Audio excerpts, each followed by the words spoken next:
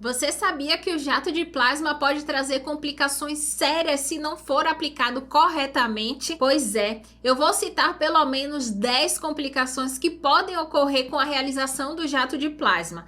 A gente vai conversar sobre isso para que você veja formas de evitar ou o que causa e possa ter um procedimento mais seguro. O jato de plasma é uma técnica que utiliza a ionização de gases para poder criar um arco elétrico que vai sublimar a pele. Com isso, nós conseguimos gerar uma lesão na epiderme, uma queimadura e aquecer a derme a ponto de gerar um estímulo de colágeno e elastina. Basicamente isso. Essa técnica ela vai ser excelente para tratar flacidez, rugas, cicatrizes e até algumas lesões cutâneas. Só que, como qualquer procedimento estético, o jato de plasma ele apresenta riscos, gera reações e pode causar complicações se não for aplicado da maneira correta. Eu separei aqui pelo menos 15 reações que podem ocorrer com a aplicação do jato de plasma.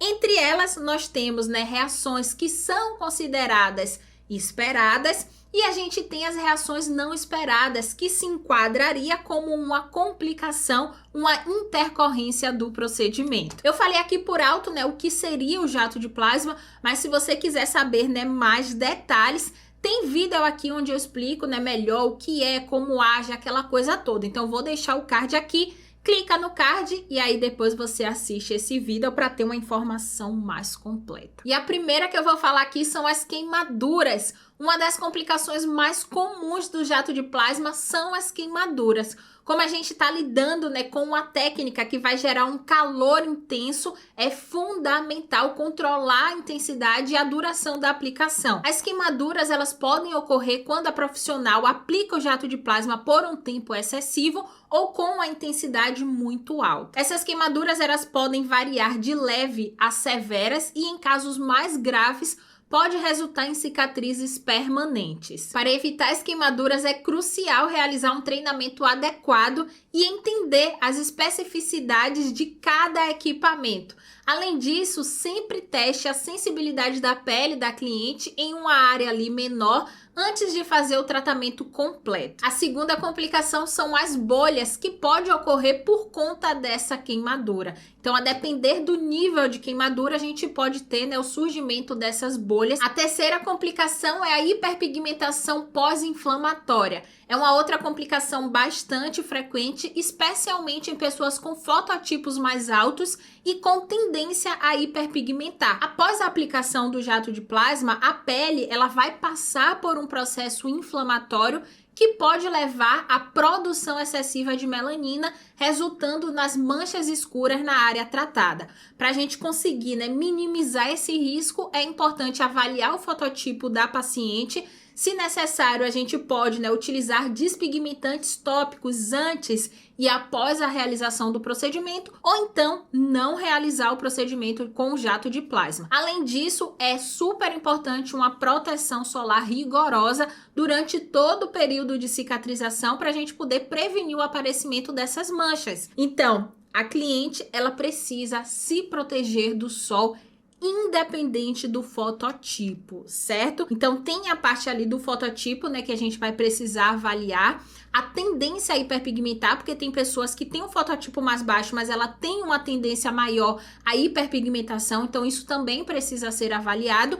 E a utilização de protetor solar. Caso você goste de assuntos como esse, está gostando desse daqui, deixa aí o seu like no vídeo, assim eu consigo saber que você está gostando e eu faço mais conteúdos assim, além de me ajudar bastante. Se inscreva no canal também para você não perder nenhum vídeo e eu posto o vídeo aqui toda semana. Bom, a quarta complicação são as infecções. As infecções elas também são um risco potencial do jato de plasma, especialmente se não forem seguidas as práticas adequadas de higiene e asepsia. Com o jato de plasma a gente cria microlesões na pele e essas áreas elas podem ser porta de entrada para bactérias ou outros patógenos. Para a gente poder prevenir essas infecções é essencial desinfetar a pele do cliente antes da realização do procedimento e garantir que todos os instrumentos eles estejam esterilizados. Além disso, instruir a cliente sobre os cuidados após a realização do procedimento, como evitar tocar a área ali que foi tratada com as mãos sujas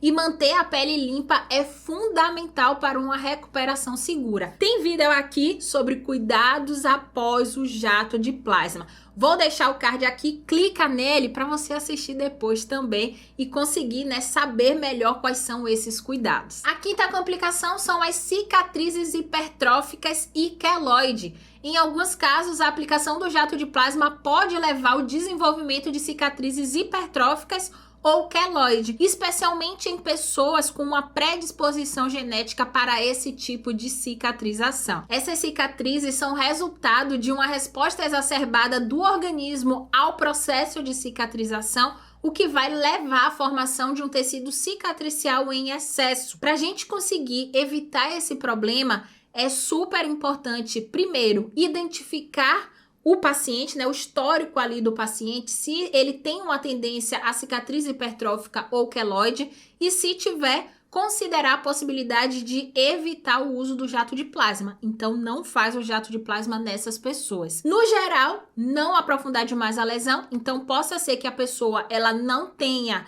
um queloide, ela não tem uma cicatriz hipertrófica, mas se a gente aprofundar demais a lesão, a gente pode gerar esse risco. Então, cuidado com aprofundar demais a lesão. Então, se a gente aprofunda demais a lesão com o jato de plasma, a gente pode criar, né, uma cicatriz ali na estética que pode ser hipertrófica, pode ser queloide, mas pode ser também uma cicatriz atrófica. Então, no geral, não aprofunda demais a lesão. E voltando aqui, né, para a cicatriz hipertrófica e para o queloide, a gente pode também, né, utilizar produtos tópicos que vão ajudar a regular essa cicatrização, como os corticosteroides. Pode ser, né, aí uma medida preventiva bem eficaz. Agora, deixa eu te perguntar, meu conteúdo, ele está te ajudando? Ele já te ajudou? Ele te ajuda de alguma forma? Se sim, você puder, apoie o nosso canal e se torne membra. Assim você me ajuda a continuar com esse trabalho que eu amo e trazendo mais e mais conteúdo de qualidade para você. E você tem também acesso a conteúdos exclusivos. O link para isso está na descrição desse vídeo, no primeiro comentário fixado, ou então no QR Code que aparece aí ao longo do vídeo. Voltando aqui para as reações e complicações, em sexto lugar nós temos resultados insatisfatórios. E isso aqui pode ser bem frustrante, tanto para a profissional quanto para a cliente. Isso pode acontecer por conta ali, né, de uma avaliação inadequada das necessidades da cliente, ou então da aplicação incorreta da técnica, ou até expectativas irreais sobre o resultado. Então é importante a gente alinhar as expectativas com o cliente. Pergunta à cliente o que é que ela espera daquele procedimento, qual o resultado que ela deseja, para que a gente vá diminuindo expectativas. Tem gente que acha, né, que se fizer determinado procedimento vai ter a pele que tinha de 15 anos. Não tem como. Então é importante a gente ir conversando e a gente ir alinhando essas expectativas para depois, né, a cliente não se frustrar ou achar que o procedimento não teve resultado. Porque muitas vezes teve resultado, mas como ela queria aquele lá, esse aqui ela não considera. Então é importante a gente conversar bastante também com relação a isso. Para garantir resultados satisfatórios, é crucial realizar uma avaliação detalhada da cliente, discutir as expectativas, como eu acabei de falar, e os limites do tratamento, e seguir à risca também, né, todas as recomendações. O planejamento cuidadoso e a comunicação clara com a cliente são chave para o sucesso do tratamento com jato de plasma e qualquer tratamento estético. Eu tinha uma professora que ela falava assim: pactos claros, pactos longos. Então, seja clara com a sua cliente para que você tenha a sua cliente por muito e muito tempo. Não adianta não falar, não adianta enganar. A gente precisa ser verdadeira, a gente precisa ser clara. A comunicação tem que ser, ó, limpa, limpíssima, sem nenhum ruído, para que a cliente ela entenda e ela fique com a gente, né, ali por muitos e muitos anos. Então, pactos claros, pactos longos, já dizia minha professora Daniela. Em sétimo lugar, nós temos o sangramento. O sangramento ele pode ocorrer se a gente utilizar uma intensidade muito alta ou então se a gente fizer a utilização de agulhas. Por isso é mais recomendado fazer a aplicação com pino. Se você verificar sangramento, pode parar a aplicação no local na hora, porque isso significa que houve um aprofundamento da lesão e a gente não quer esse aprofundamento. Lembra que o procedimento estético com jato de plasma ou arco elétrico é queimar a epiderme e aquecer a derme. Se a epiderme ela não tem vascularização, não tem sangramento. Então, se a gente queimar a epiderme, não vai ter sangramento, porque a epiderme ela não tem vasos sanguíneos. Mas se tiver sangramento, é porque a gente chegou na derme, a vascularização da nossa pele, ela está na derme. Então, significa que a gente aprofundou demais a lesão. Lembra lá, jato de plasma queima a epiderme e aquece a derme, certo? Então, se tiver sangramento, para de fazer a aplicação naquele local. A essa altura do campeonato, eu já me perdi aqui na contagem, então vou dar continuidade sem a contagem, tá bom? Vamos lá! Pode ocorrer também dor e sinais de inflamação, podendo durar de 3 a 4 dias. Pode acontecer eritema, edema residual, crostras que vão cair de 7 a 10 dias, prurido, que é coceira após a queda das crostras. A pele ela pode ficar com a cor mais rosada. Pode acontecer também hipocromia. E aí, ao invés da gente ter, né, aquela mancha escura, a gente pode ter uma mancha mais clara. Isso porque, né, o procedimento ele pode gerar uma lesão ali nos melanócitos se houver, né, uma invasão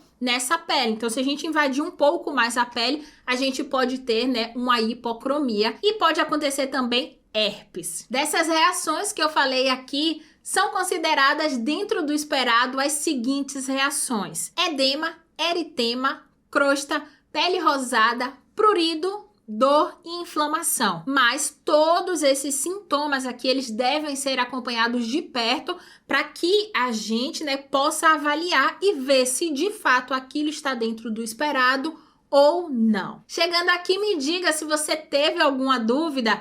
Tem alguma complicação que eu não falei e você acha que deveria fazer parte dessa lista? Se sim, coloca aí nos comentários. Se tiver dúvida, experiência, coloca aí também que eu vou amar continuar conversando com você. É só colocar aqui nos comentários. Eu te espero no próximo vídeo. Beijos!